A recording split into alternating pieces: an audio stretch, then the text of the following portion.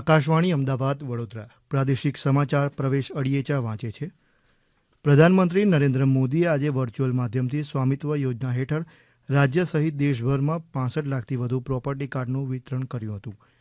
અમદાવાદમાં સાયન્સ સિટીની સામે આવેલા સાલ ઓડિટોરિયમ ખાતે કેન્દ્રીય આરોગ્ય મંત્રી જેપી નડ્ડા અને મુખ્યમંત્રી ભૂપેન્દ્ર પટેલની ઉપસ્થિતિમાં આ કાર્યક્રમ યોજાઈ ગયો. કેન્દ્રીય આરોગ્ય મંત્રી જેપી નડ્ડાએ જણાવ્યું કે પ્રોપર્ટી કાર્ડ મળવાથી દેશના ખેડૂતો ઘણા મજબૂત બનશે.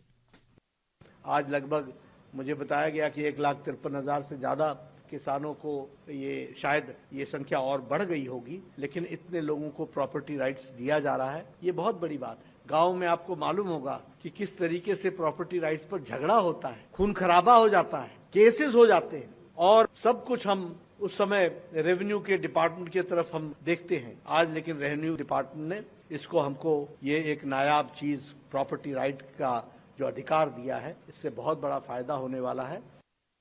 મુખ્યમંત્રી ભૂપેન્દ્ર પટેલે જણાવ્યું કે સ્વામિત્વ યોજના ગ્રામીણ ભારત માટે ગેમ ચેન્જર સાબિત થઈ છે. સ્વામિત્વ યોજના ગ્રામીણ ભારત માટે ગેમ ચેન્જર સાબિત થઈ છે. ડ્રોન અને જીઆઈએસ ટેકનોલોજીનો ઉપયોગ કરીને ગ્રામીણ વિસ્તારમાં મિલકત માલિકોને અધિકારનો રેકોર્ડ આનાથી મળતો થયો છે.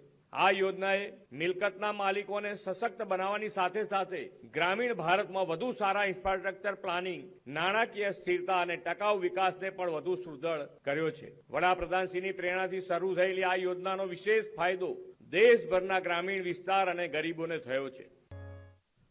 સુરતમાં પોલીસ ભવન ખાતે પહેલીવાર ક્રાઇમ કોન્ફરન્સ યોજાઈ.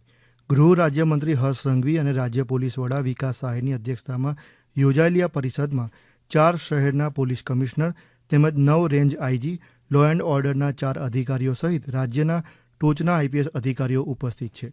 આ પરિષદમાં ગુના અને શહેરની પરિસ્થિતિનો તાગ મેળવાશે.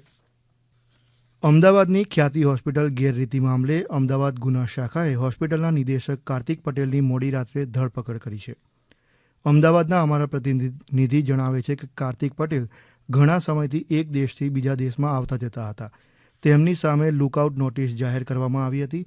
આખરે તેમની અમદાવાદ હવાઈ મથક પરથી ધરપકડ કરવામાં આવી છે.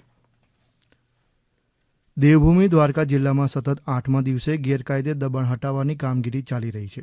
બેટ દ્વારકા બાદ યાત્રાધામ દ્વારકાના રૂક્ષ્મણી મંદિર અને ખોડિયાર ચેકપોસ્ટ નજીક ગેરકાયદે દબાણને પણ દૂર કરાયા હતા.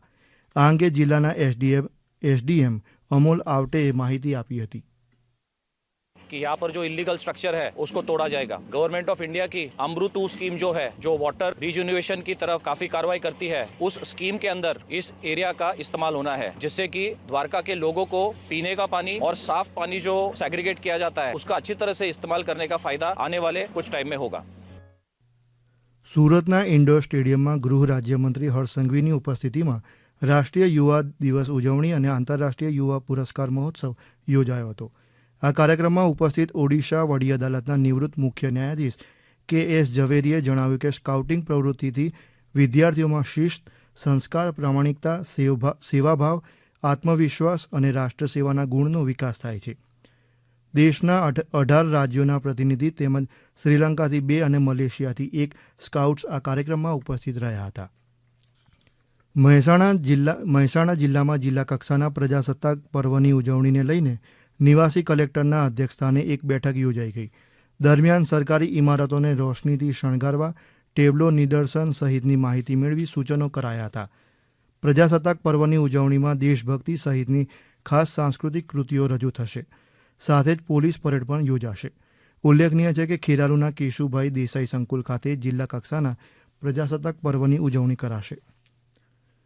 મહીસાગર જિલ્લા કલેક્ટર કચેરી ખાતે કલેક્ટર નેહાકુમારીની અધ્યક્ષતામાં યોજાયેલી સંકલન અને ફરિયાદ સમિતિની બેઠકમાં બાલાસિનોર અને લુણાવાડાના ધારાસભ્યોએ શાળાના ઓરડા, રસ્તાની કામગીરી અને મનરેગાના પ્રશ્નો રજૂ કર્યા હતા. દરમિયાન કલેક્ટરે સંબંધિત અધિકારીઓને કામ ત્વરિત પૂર્ણ કરવા સૂચના આપી હતી. આ સમાચાર આપ આકાશવાણીના અમદાવાદ વડોદરા કેન્દ્ર પરથી સાંભળી રહ્યા હતા. આ સમાચાર આપ અમારી YouTube channel AIR news Gujarat પર પણ સાંભળી શકો છો. વધુ સમાચાર માટે આપ અમારી વેબસાઇટ newsonair.gov.in/gujarati અને અમારા એક્સ હેન્ડલ AIR_news_ABAD ને ફોલો કરશો. આ સાથે જ આકાશવાણીના અમદાવાદ વડોદરા કેન્દ્ર પરથી પ્રાદેશિક સમાચાર પૂરા થયા.